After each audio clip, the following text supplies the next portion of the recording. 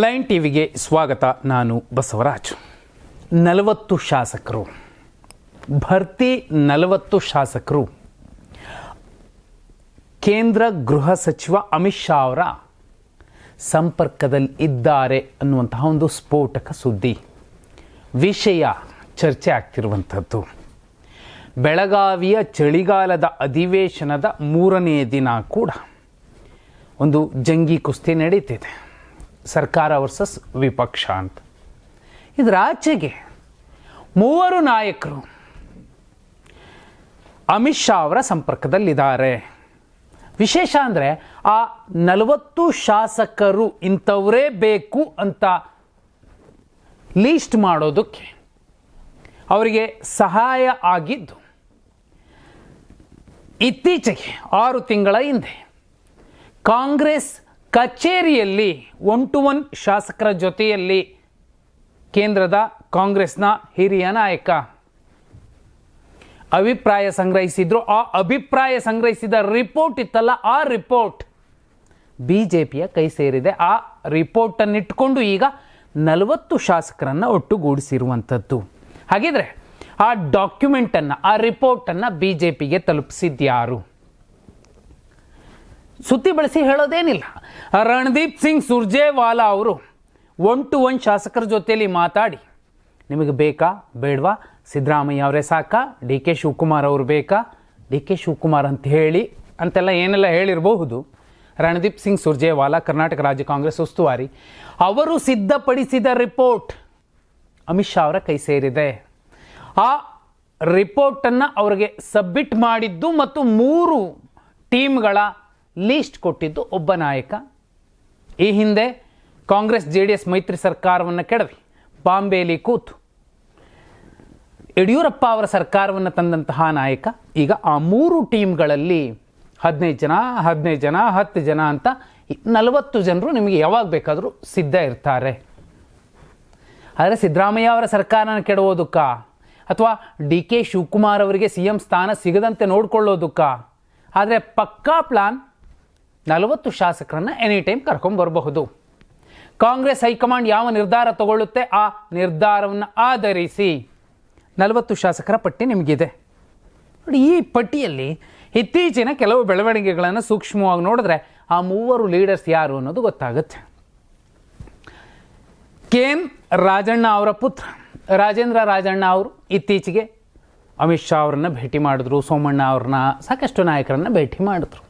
ಸಹಕಾರ ವಲಯದ ಒಂದು ಪ್ರಮುಖ ಸ್ಥಾನ ಹೊಂದಿರುವಂತಹ ರಾಜೇಂದ್ರ ರಾಜಣ್ಣ ಅವರು ಅಲ್ಲಿ ದೆಹಲಿಯ ಒಂದು ಮಹತ್ವದ ಸಭೆಯಲ್ಲಿ ಭಾಗಿಯಾಗಬೇಕಾಗಿತ್ತು, ಹೋಗಿದ್ರು. ಯಾಕಂದರೆ ಕೇಂದ್ರ ಸಹಕಾರ ಸಚಿವ ಅಮಿತ್ ಶಾ ಅವರು ಭೇಟಿಯಾಗಿದ್ದರು ಅಂತ ಹೇಳ್ತಿರುವಂಥದ್ದು ರಾಜಣ್ಣ ಅವರ ವಾದ. ಅರೆ, ರಾಜಣ್ಣ ಅವರು ಇದೇ ಚಳಿಗಾಲದ ಅಧಿವೇಶನದ ಸಂದರ್ಭದಲ್ಲಿ ಮಹತ್ವದ ಸಭೆಯನ್ನು ನಡೆಸಿದ್ರು, ಒಬ್ಬರನ್ನು ಭೇಟಿ ಮಾಡಿದ್ರು. ಅದು ರಮೇಶ್ ಜಾರಕಿಹೊಳಿ ಅವರನ್ನು.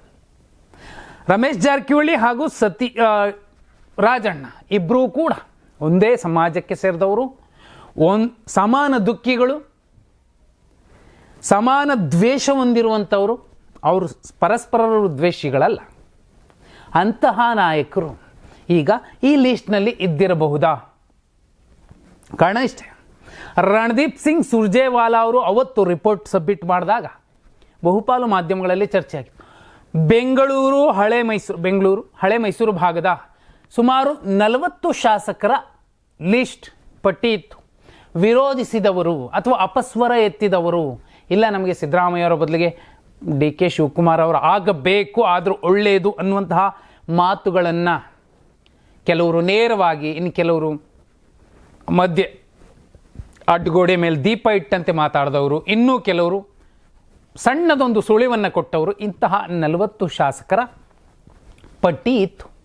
ಆ ಪಟ್ಟಿ ಈಗ ಇಟ್ಕೊಂಡು ಈ 3 ಟೀಮ್ಗಳ 40 ಶಾಸಕರ ಒಂದು ಆಪರೇಷನ್ನನ್ನು ಈಗ ಅಮಿತ್ ಶಾ ಅವರ ನೇತೃತ್ವದಲ್ಲಿ ಅಥವಾ BJPಯ ಕೆಲ ನಾಯಕರ ಮೂಲಕ ನಡೀತಿದೆ. ವಿಶೇಷ ಅಂದರೆ ಬಸನಗೌಡ ಪಾಟೀಲ್ ಯತ್ನಾಳ್ರು ಅಧಿವೇಶನದ 2ನೇ ದಿನ ಕೂಡ ಹೇಳಿದ್ರು, ನಿಜವಾದ brothers Siddaramaiah D K Shivakumar ಅವರಲ್ಲ, BJPಯ ನಮ್ಮ ನಾಯಕ ಮತ್ತು ಡಿ ಕೆ ಶಿವಕುಮಾರ್ ಅಂತ ನೇರವಾಗಿ ಹೆಸರನ್ನು ಉಲ್ಲೇಖ ಮಾಡಿ ಹೇಳಿದ್ರು. ಮಾಡ್ತಿದ್ದಾರೆ ಅನ್ನೋದೇ ಆದರೆ ಯಾರ ಸರ್ಕಾರವನ್ನು ಕೆಡವೋದಕ್ಕೆ ಅಥವಾ ಯಾರ ಸರ್ಕಾರ ಬರಬಾರ್ದು ಅಂತ ಈ ಪಕ್ಕಾ ಪ್ಲಾನ್ಡ್ ಆಪರೇಷನನ್ನು ಮಾಡ್ತಿದ್ದಾರೆ. ಹಳೆ ಮೈಸೂರು ಭಾಗದ ಪ್ರಭಾವಿ ನಾಯಕರೊಬ್ಬರು ಒಂದು ಕಾಲಕ್ಕೆ BJPಯಿಂದ ಗೆದ್ದು ಬಂದು ಆನಂತರದಲ್ಲಿ JDS, ನಂತರದಲ್ಲಿ ಕಾಂಗ್ರೆಸ್ನಲ್ಲಿ ಈಗ ಇರುವಂಥವರು ಮತ್ತು ಅವರದ್ದೇ ಜಿಲ್ಲೆಯ ಮತ್ತೊಬ್ಬ ನಾಯಕ ಇತ್ತೀಚೆಗೆ ಕಾಂಗ್ರೆಸ್ ಸೇರಿದಂಥವ್ರು ಎಲ್ಲರೂ ಕೂಡ ಸೇರಿಕೊಂಡು ಅವ್ರದ್ದೊಂದು ಟೀಮ್ನ 15 ಶಾಸಕರ ದಂಡನ್ನು ಒಬ್ಬರು ಕಟ್ಕೊಂಡ್ರೆ ಮಧ್ಯ ಕರ್ನಾಟಕದ ಒಬ್ಬ ಪ್ರಭಾವಿ ನಾಯಕ ಅವರ ಮೂಲಕ ಇತ್ತೀಚೆಗೆ ಅವರು ಕೂಡ BJP ತೋರ್ದು ಕಾಂಗ್ರೆಸ್ ಸೇರಿದ್ರು. ಅವರ ಜೊತೆಯಲ್ಲಿ 10 ಶಾಸಕರ ದಂಡು, ಇನ್ನು KN ರಾಜಣ್ಣ ಅವರ ಲೀಸ್ಟ್ ಅಂತ ಏನು ಚರ್ಚೆ ಆಗ್ತಿದೆ, ಅವರು ಕೂಡ 15 ಶಾಸಕರನ್ನು ಕರ್ಕೊಂಡ್ಬರ್ತಾರೆ. ಯಾಕೆ? ಸಿದ್ದರಾಮಯ್ಯ ಅವರ ಸರ್ಕಾರನ ಕೆಡವೋದಕ್ಕ ಅಥವಾ DK ಶಿವಕುಮಾರ್ ಅವರು CM ಆಗ್ತಾರೆ ಅಂತ ಹೈಕಮಾಂಡ್ ಏನಾದರೂ ಮೆಸೇಜ್ ಕೊಟ್ಟರೆ ಆಗ ಅದಾದರೆ ಈ ಸರ್ಕಾರ ಬೀಳಿಸ್ತೀವಿ, ನಿಮಗೆ ಸರ್ಕಾರ ಇರೋದಿಲ್ಲ ಅನ್ನೋ ಮೆಸೇಜ್ ಕೊಡೋದಕ್ಕ? ಒಂದಂತೂ ಪಕ್ಕಾ ಚರ್ಚೆ ಆಗಿರೋದು 40 ಶಾಸಕರು ಯಾವಾಗಲೂ ಸಜ್ಜಾಗಿದ್ದಾರೆ ರಾಜೀನಾಮೆ ಕೊಡಲಿಕ್ಕೆ ಅಥವಾ ಈ ಸರ್ಕಾರವನ್ನು ಕೆಡೀಲಿಕ್ಕೆ. ಈ ಸರ್ಕಾರ ಅಂದರೆ ಅವರ ಉದ್ದೇಶ ಸಿದ್ದರಾಮಯ್ಯ ಅವರ ಸರ್ಕಾರನ ಕೆಡವೋದಕ್ಕಿಂತಲೂ ಹೆಚ್ಚಾಗಿ ಸಿದ್ದರಾಮಯ್ಯ ನಂತರದಲ್ಲಿ ಯಾರು ಬರಬಾರ್ದು ಅಂಥವರ ಸರ್ಕಾರ ಕೆಡವಬೇಕು, ಇಲ್ಲಪ್ಪ ಇಂಥವ್ರು ಬಂದರೆ ಓಕೆ ಸರ್ಕಾರ ಮುಂದುವರಿಲಿ ಅನ್ನುವ ಮಟ್ಟಿಗಿನ ಉದ್ದೇಶವನ್ನು ಇಟ್ಕೊಂಡು 40 ಶಾಸಕರ 3 ನಾಯಕರ ಟೀಮ್, ಅವರ ಮೇಲಿರುವಂತಹ ಒಬ್ಬ ನಾಯಕ BJPಯ ನಾಯಕ ಅಮಿತ್ ಶಾ ಅವರನ್ನು ಭೇಟಿ ಮಾಡಿ ಬಂದಿರುವಂಥದ್ದು. ಇಷ್ಟು ಲೆಕ್ಕದ ಮಧ್ಯೆ ತೀರಾ ಒಂದು ಕಾಂಗ್ರೆಸ್ನ ಸ್ಥಿತಿ ಎಲ್ಲಿಗೆ ಬಂದಿದೆ, ಹೈಕಮಾಂಡ್ನ ಸ್ಥಿತಿ ಅಂದರೆ ಒಬ್ಬ ರಾಜ್ಯ ಉಸ್ತುವಾರಿ ಸಬ್ಮಿಟ್ ಮಾಡಿದ ರಿಪೋರ್ಟ್ BJPಗೆ ಇಷ್ಟ ಆಗೋ ರೀತಿಲಿರುತ್ತೆ. ಆ ರಿಪೋರ್ಟನ್ನು ತರಿಸ್ಕೋತಾರೆ, ಅದು ಕಾಂಗ್ರೆಸ್ ಕಚೇರಿಯಿಂದಲೇ ನೇರವಾಗಿ ಹೋಗುತ್ತೆ. ಸಬ್ಮಿಟ್ ಮಾಡಿದ್ಯಾರು, ಯಾಕೆ ಮಾಡಿದ್ರು? ಅದರಲ್ಲಿರೋ 40 ಶಾಸಕರ ಲಿಸ್ಟ್, ಆ 40 ಶಾಸಕರ ಪೈಕಿ ಸುಮಾರು 13 ಶಾಸಕರು ಹೊಸದಾಗಿ ಗೆದ್ದವರಿದ್ದಾರೆ. ಅಲ್ಲಿಗೆ ಇಡೀ ಈ ಎಲ್ಲ ಗೊಜಲುಗಳ ವಿಚಾರವನ್ನು ಒಂದು ಕಡೆ ಒಟ್ಟುಗೂಡಿಸಿ ನೋಡಿಬಿಟ್ರೆ ಇದರ ಹಿಂದಿನ ರೂವಾರಿ ನಾಯಕ ಮಹಾನಾಯಕ ಯಾರಿರಬಹುದು ಅನ್ನೋದು ಗೊತ್ತಾಗುತ್ತೆ. ಆದರೆ ಸಿದ್ದರಾಮಯ್ಯ ಅವರ ಸರ್ಕಾರವನ್ನು ಕೆಡವೋದು ಸುಲಭದ ಮಾತಾಗೋದಿಲ್ಲ.